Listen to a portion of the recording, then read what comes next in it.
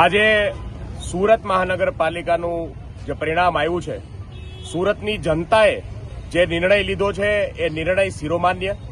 અમે આ ચૂંટણીની અંદર આમ આદમીના લોકોના મુદ્દાઓ ઉપાડી મુદ્દાની રાજનીતિ કરી અને ભારતીય જનતા પાર્ટી સામે મક્કમતાથી આ ચૂંટણી લડ્યા છે.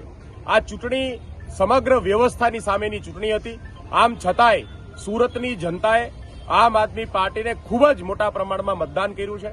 આમ આદમી પાર્ટીની ઘણી બધી પેનલો જે છે એ બહુ ઓછા માર્જિનથી અમે હાર્યા છે અને યોગી ચોકના 17 નંબરના વોર્ડમાં આમ આદમી પાર્ટીની આખી પેનલ જીતી છે.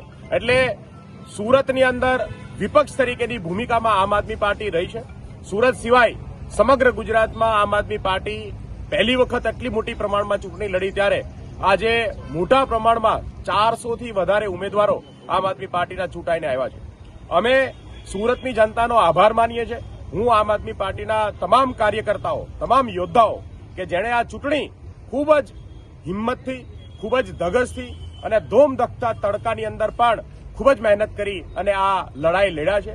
તમામ કાર્યકર્તાઓને સૌને અભિનંદન પાઠવું છું અને આવનાર 5 વર્ષ માટે આમ આદમી પાર્ટી સુરતના મુદ્દાઓને ઉપાડતી રહેશે. આમ આદમી પાર્ટી સુરતના લોકોના અધિકારો માટે લડશે એવી બાહેધરી સાથે સુરતની લોકોની સેવામાં અવિરત અમે કામ કરતા રહીશું. જય હિન્દ, જય ભારત.